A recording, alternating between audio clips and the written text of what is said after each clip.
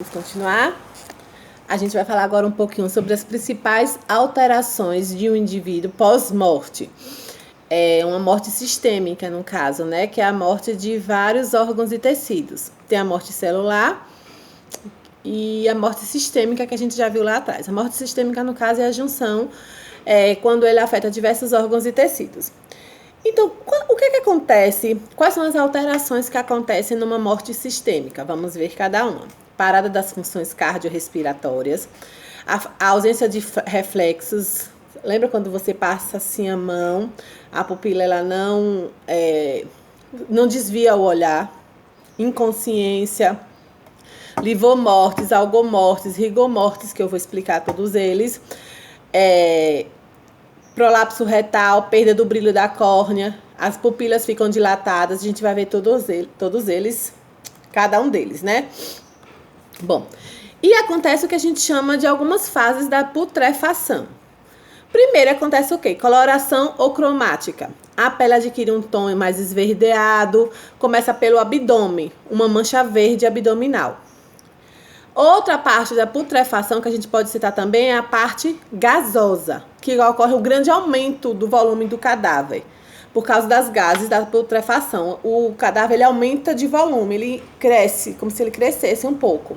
Colicoativa, transformação das partes moles em putrefas, duras, enrijecidas, que você toca e você não consegue mais, as partes moles elas não existem mais. E de esqueletização é quando putrefa vai vindo se deteriorando e ali só resta o esqueleto e os dentes. São as fases da putrefação. Desde a pós-morte, a degradação até chegar à parte da esqueletização. Bom, a fase da coloração, a gente vai explicar mais um pouquinho, ocorre de 20 a 24 horas, depois da morte dura até 7 dias. A coloração, de 20 a 24 horas depois da morte, dura 4 dias. Qual é a característica mais clássica da coloração? A pele ela vai ficando mais esverdeada, começando pelo abdômen.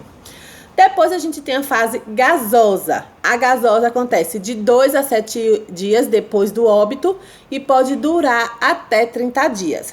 A fase gasosa, de 2 a 7 dias e pode durar até 30 dias. Qual é a característica mais clássica da fase gasosa? Aumento do volume do cadáver. O cadáver ele aumenta de volume. Depois a gente tem a fase colicoativa. Ela dura de 2 a 3 anos. A fase colicoativa, morte, pós-morte, enterro e tudo, dura de 2 a 3 anos. A característica mais clássica da fase colicoativa é as partes moles, elas ficam em putrefação. Putrilagem, né? Dura. E por último a gente tem a fase de esqueletização. Depois de quando os ossos começam a ficar expostos, depois de mais algum tempo. Os fenômenos abióticos, eles podem ser também considerados em imediatos. Quais são os fenômenos quando uma pessoa entra em óbito? Qual é os efeitos? A primeira coisa que acontece, perde a consciência, perde a respiração e o tônus muscular. Quando que a gente olha, né, na carótida, tudo, então a gente percebe que o quê? Um paciente entrou em óbito, o que é que primeiro a gente percebe? Perde a consciência, perde a respiração e o tônus muscular. Depois vai acontecendo o quê? A desidratação, o resfriamento. São aspectos que acontecem ao mesmo tempo e são chamados de abióticos, imediatos e consecutivos. Outras alterações cadavéricas a gente pode citar. Alterações nos globos oculares, que a gente já viu lá atrás, a perda do brilho da córnea, as pupilas ficam dilatadas, não é isso? Desidratação. E a gente vai agora saber diferenciar um algomortis, um rigomortis e um livomortis. Parecem a mesma coisa, mas não são. Bom, quando é que a gente diz algomortis ou frigomortis? Algomortis ou frigomortis é a mesma coisa. É o resfriamento do cadáver. Quando nossa pele é geralmente quente. Quando após morte, a primeira característica é o algomortis, que é o resfriamento cadavérico, que é resultado que as atividades metabólicas elas acabam, não é isso? Então, algo mortis é o resfriamento do corpo cadavérico. Rigor mortis é a rigidez. Você não consegue mais mexer as mãos, os pés, o corpo ele começa a ficar rígido, certo? O próprio nome já diz, rigor mortis, rigidez ou rigidez cadavérica. Então, a gente tem até agora, algo mortis é o que? Resfriamento cadavérico. Rigor mortis, rigidez, não é isso? Algo mortis, resfriamento e rigor mortis, rigidez. A pele fica estagnada, parada.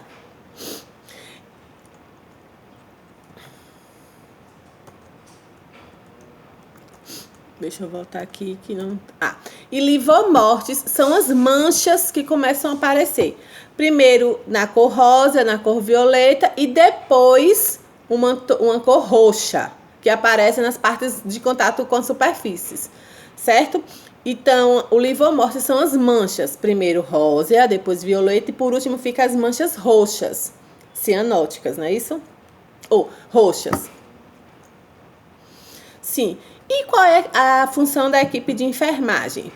Uma vez percebido que o paciente chegou nesse estágio, ele tem que promover uma assistência, ainda assistência a esse paciente pós-morte, e tanto o familiar, retirar o familiar da sala, falar que precisa fazer alguns cuidados ali, confortar o acompanhante e começar o procedimento dos cuidados pós-morte, que a gente vai ver um pouquinho deles aqui.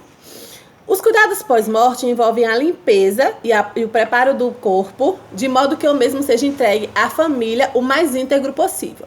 Não é porque o paciente entrou em óbito que a gente vai entregar de qualquer jeito. Não, a gente prepara uma limpeza, uma roupa limpa, limpeza no corpo do paciente também. São realizados procedimentos que retardam ou disfarçam as alterações ocorridas.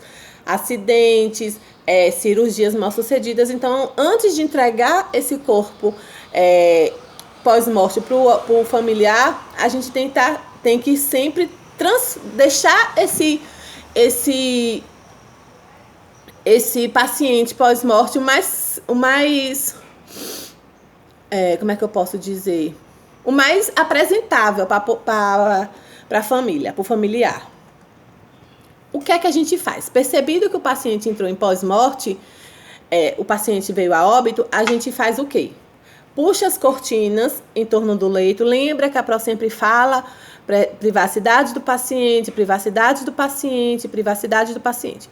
Se, por exemplo, eu não estou na sala, o profissional não está na sala, mas o paciente veio a óbito, aí o familiar vai lá e corre e chama o profissional. Primeira coisa, retira o familiar da sala, fala para ele esperar um pouquinho, que vai promover alguns cuidados ainda ali. Cuidado, o paciente morreu. Não, tem sim. Tira o paciente, tira o acompanhante. E a primeira coisa, se estiver num alojamento conjunto, puxa a cortina para preservar a integridade do paciente, a intimidade do paciente.